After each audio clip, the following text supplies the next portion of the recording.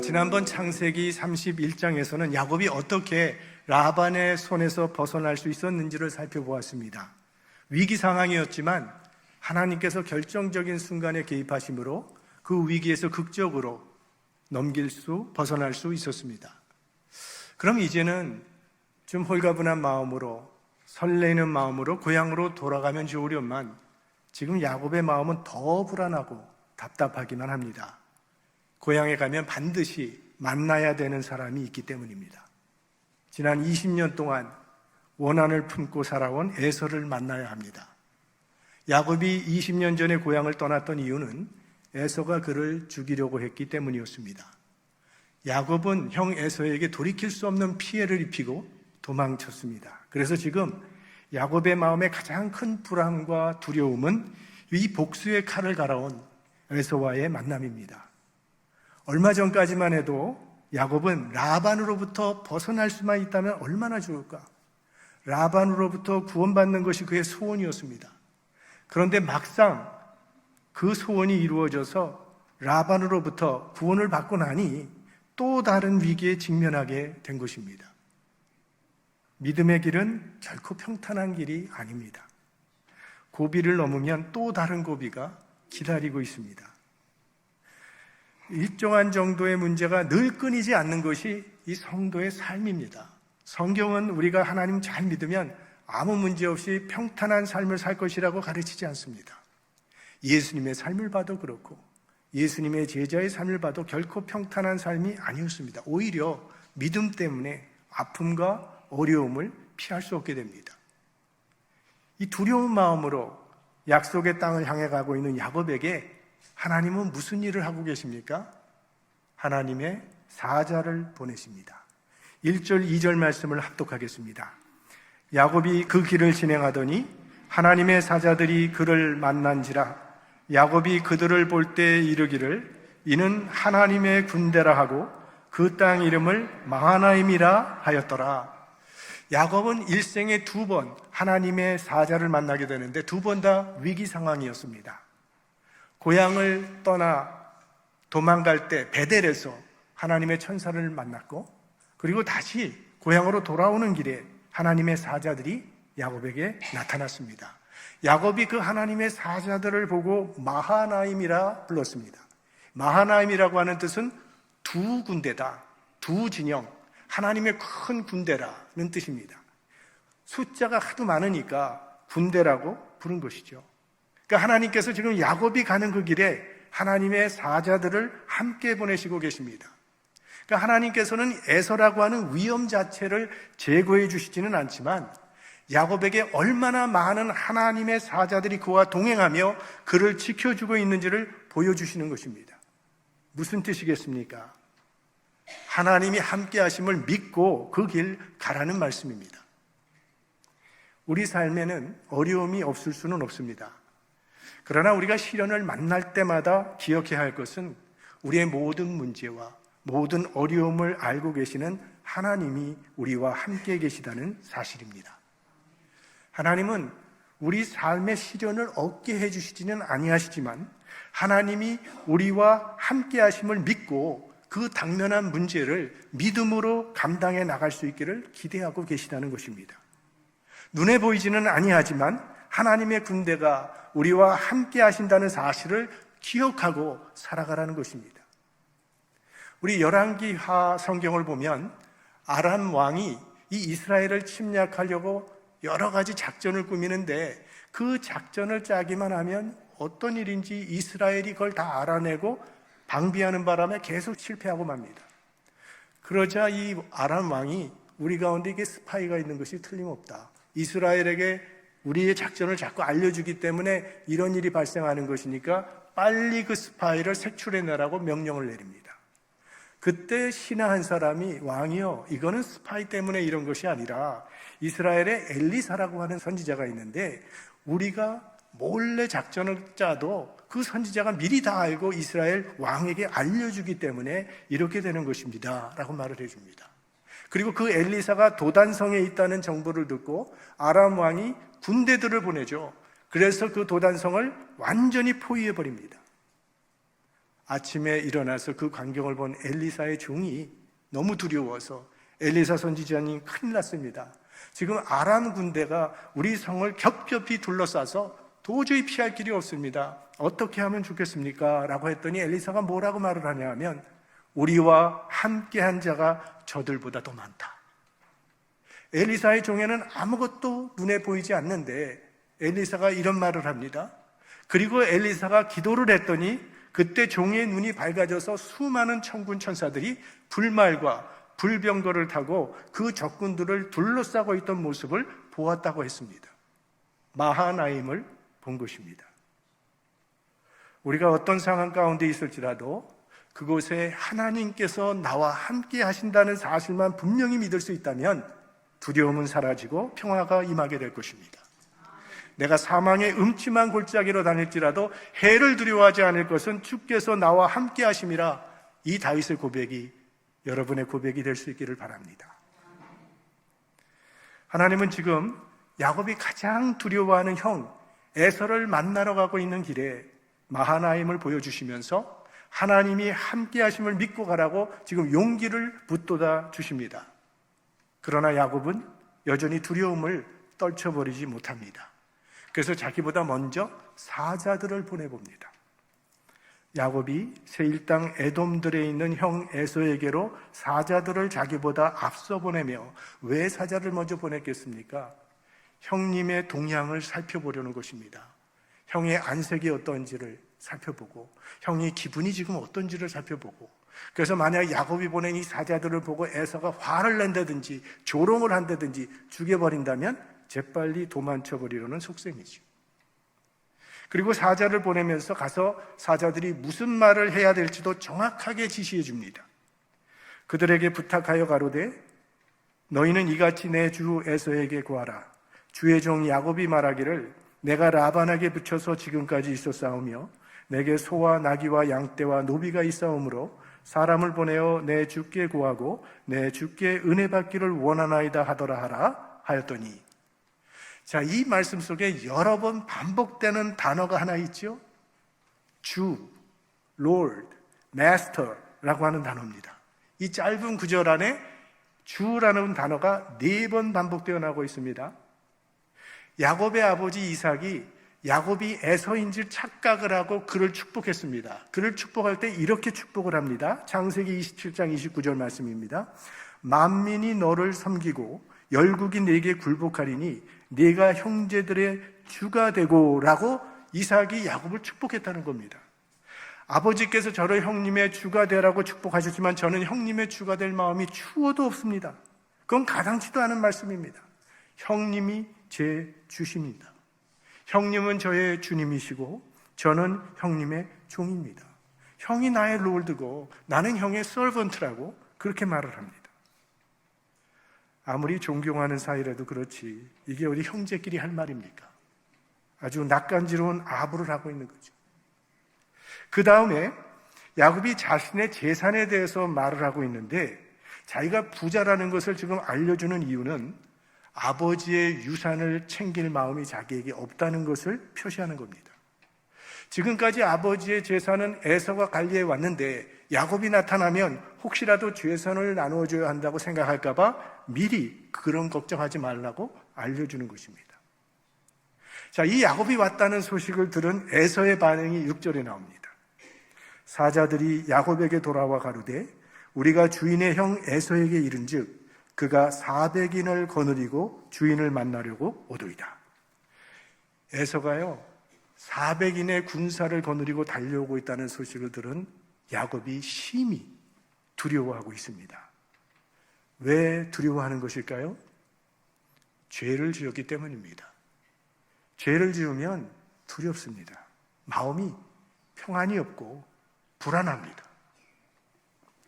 제가 초등학생 때 많이 놀았던 장난 중에 하나가요. 그때는 남의 집 초인종 누르고 도망가는 장난들을 많이 쳤어요. 근데 저희 동네에 몇 명 친구들이 항상 같이 사는데 이제 그 장난을 결국 우리 이웃들, 자기 집들 이렇게 초인종 누르고 도망가는 일을 했는데 그걸 또 돌아가면서 한다고요. 한 번은 네가 하고 그 다음에 네가 하고. 제 차례가 돼갖고 제가 초인종을 누르고 도망가는데 너무 무서워서 눈을 감고 전설력으로 달려가다가 담벼락에 부딪히는 바람에 이마가 깨졌습니다. 그래서 꼬맨 적이 있었어요. 남이 쫓아오는 사람도 없었는데. 남을 힘들게 하면서 부자 될 수 있습니다. 그러나 마음의 평안은 없습니다. 남을 넘어뜨리고 높은 자리에 오를 수 있습니다. 그러나 평안하지 않습니다. 야곱은 4명의 부인과 12명의 자녀와 많은 가축을 거느린 큰 부자가 되었습니다. 그러나 해결되지 않은 죄의 문제 때문에 20년이 지난 지금까지도 마음에 평안이 없는 것입니다. 자, 대책을 좀 세워주십시오. 야곱이 대책을 세웁니다. 7절 말씀. 야곱이 심히 두렵고 답답하여 자기와 함께한 종자와 양과 소와 약대를 2대로 나누고. 자, 야곱은 이 에서라는 사람이 들사람입니다. 칼을 잘 쓰는 사람이기 때문에 절대 자기가 에서를 대항해서 싸울 수 없다는 것을 너무나도 잘 알고 있습니다. 그래서 습격당할 때 다 죽지는 않도록 그룹을 2대로 나누었어요. 그래서 에서가 와서 한쪽을 치면 한쪽은 살 수 있도록 대책을 세웠습니다. 자, 야곱은 분명히 하나님의 군대를 보았고 그 마하나임이라고 고백을 했습니다. 머리로는 하나님께서 지켜주신다는 것을 이해하고 있습니다. 그러나 마음에는 믿어지지 않았기 때문에 에서가 400명을 이끌고 온다는 소식을 듣는 순간에 두려움에 사로잡혀서 지금 최악의 상황을 상상하고 있는 것입니다. 이것이 우리의 모습이기도 합니다.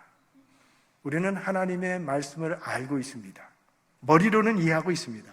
그런데 마음으로는 믿지 못하기 때문에 삶의 현장에서 하나님의 말씀대로 살지 못하고 있습니다.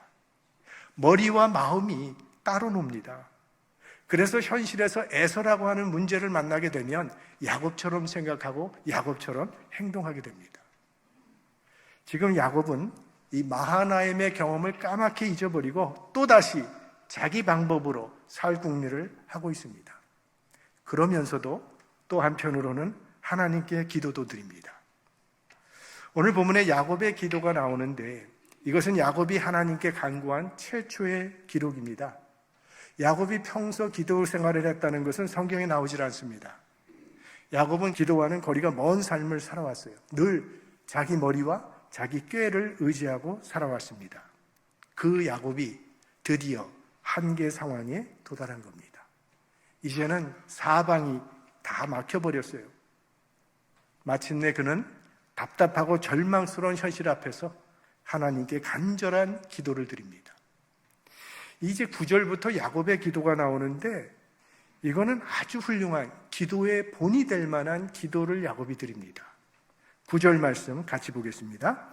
야곱이 또 가로되 나의 조부 아브라함의 하나님 나의 아버지 이삭의 하나님 여호와여 주께서 전에 내게 명하시기를 내 고향 내 족속에게로 돌아가라 내가 내게 은혜를 베풀리라 하셨나이다. 자, 기도의 대상은 아브라함의 하나님, 이삭의 하나님입니다.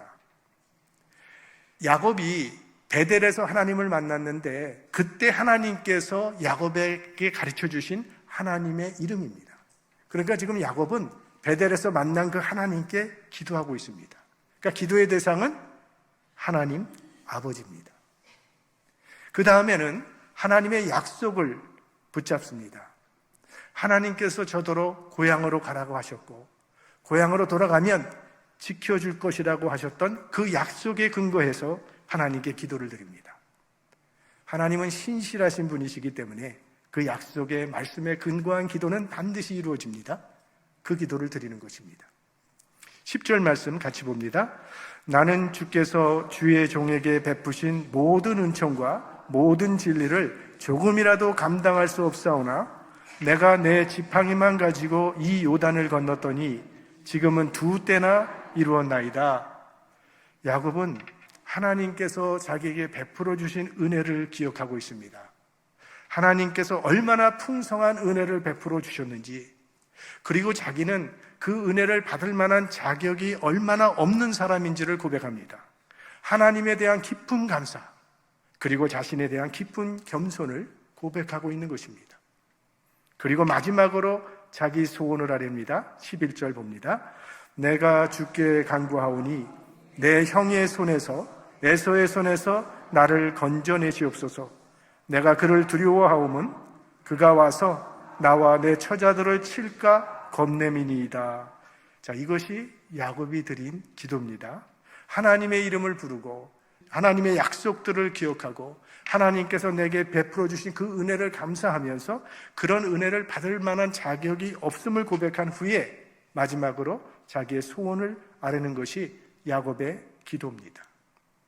근데 우리의 기도를 들여다보면 대체로 이 마지막 부분, 자기 소원을 아뢰는 부분이 가장 많은 분량을 차지하고 있습니다.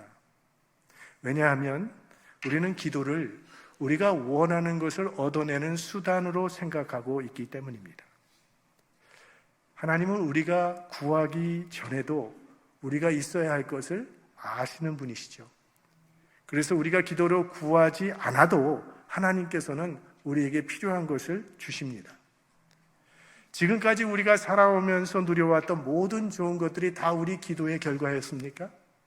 아니죠. 우리는 게을러서 기도하지 못했고 몰라서 기도하지 못한 부분이 훨씬 많았음에도 불구하고 하나님은 우리에게 필요한 모든 것들을 공급해 주셨습니다. 하나님은 우리가 떡을 달라고 기도해야만 떡을 주시는 분이 아니라 떡을 달라고 기도하지 않는다 할지라도 우리가 떡을 필요로 하는 것을 아시고 떡을 주시는 분이십니다. 왜냐하면 하나님은 우리의 아버지이시기 때문입니다. 부모들은 자녀가 밥 달라고 구하지 않아도 자녀에게 밥이 필요한 것을 알고 줍니다. 그렇다면 기도는 무엇입니까? 하나님과 교제하면서 하나님은 선하시고 좋으신 나의 아버지이심을 확인하고 경험하는 것이 기도입니다. 자녀가 꼭 돈이 필요할 때만 부모를 찾아온다고 생각해 보십시오. 자녀가 부모를 자기 필요를 채우는 수단으로만 생각한다면 얼마나 섭섭하겠습니까? 기도가 참 어려운 이유는 어떻게 하면 하나님으로부터 내가 원하는 소원을 얻어낼 수 있을 것인가에 초점이 맞추어져 있기 때문이 아닐까 합니다. 우리 기도의 초점이 하나님 안에 머물면서 하나님 아버지를 나의 아버지로 경험하는 것에 초점이 맞추어져 있다면 아버지와 함께 보내는 시간에는 의미 없는 시간도 실패의 시간도 없을 것입니다. 야곱은 자신의 필요보다 하나님에 대하여 더 많이 말하고 있고 하나님 베푸신 은혜에 대해서 더 많이 감사하고 자신은 그런 은혜를 받기에 얼마나 부족한 자임을 더 많이 인정하고 마지막에 자신의 필요를 아뢰습니다. 너무나도 훌륭한 기도를 드린 겁니다. 그렇게 기도해 놓고 야곱이 무슨 일을 하는가? 13절부터 나오는데요. 야곱이 거기서 격려하고 그 소유 중에서 형 에서를 위하여 예물을 택하니 암연소가 200이요 수염소가 20이요 암양이 200이요 수양이 20이요 전나는 약대 30과 그 새끼요 암소가 40이요 황소가 10이요 암나귀가 20이요 그 새끼 나귀가 10이라. 에서에게 예물을 보내는데요. 이 예물의 규모를 보면 지금 야곱이 얼마나 불안해하고 있는가를 짐작할 수 있습니다. 이 숫자를 세어보면 총 550마리입니다. 엄청난 분량이에요. 과거 정주영 회장이 북한에 1차 방문할 때 소떼 500마리 몰고 갔습니다. 2차 방문할 때 또 소떼 501마리를 몰고 갔어요. 아마 정주영 회장이 이 야곱의 이야기를 읽어봤는지도 모르겠습니다. 야곱이 형에게 보내는 이 재물의 규모는요, 재벌이나 할 수 있는 그런 규모입니다. 근데 이것에 대해서는 두 가지 해석이 있습니다. 하나는 야곱이 기도한 후에 무턱대고 그냥 하나님이 도와주실 것을 기다리는 것이 아니라 자기가 해야 할 도리를 하고 있다는 해석입니다. 야곱이 에서에게서 훔쳐간 축복을 지금 되돌려 주고 있다는 거죠. 야곱이 이렇게 어마어마한 분량의 가축을 보내는 것을 보면 형에게 잘못한 것에 대해서 아주 깊이 회개하고 있는 증거라고 말을 합니다. 그래서 이것은 화해의 가정이다 라고 해석을 합니다. 또 다른 하나는 야곱이 기도만으로는 안심이 되지 않아서 또 자기 꾀를 쓰는 것으로 보는 해석이 있습니다. 저는 이 해석이 성경이 보여주는 야곱의 모습에 가깝다고 생각을 합니다. 사실 형제 간에 주고받는 선물로 보기에는 너무나 엄청나지 않습니까? 형제 간에 황소 한 마리 주고받는 사람 얼마나 되겠습니까? 그런데 야곱은요, 그 당시에 한 성읍에서 왕에게 조공을 바치는 정도의 분량의 그 선물을 보내고 있는 거예요. 그것도 한꺼번에 보내는 것이 아니라 세 때로 나누어서 보냅니다. 그리고 그 한 때와 다른 때의 거리를 상당히 두고 가게 합니다. 맨 앞에 선물 하나 가게 하고, 그 다음에는 1마일 정도 뒤떨어져서 또 한 때를 보내고, 그리고 또 한 1마일 정도 뒤떨어져서 또 한 때를 가게 합니다. 그리고 앞에 가는 사람에게 만일 형 에서가 이것이 네 것이며 어디로 가는 것이냐고 물으면 주의 종 야곱이 형 에서에게 보내는 선물입니다. 그리고 야곱은 우리 뒤에 있습니다라고 3번 반복해서 말하라고 지시합니다. 이렇게 여러 차례에 걸쳐서 선물을 받으면 마음이 풀리는데 도움이 되지 않을까 해서 그런 거죠.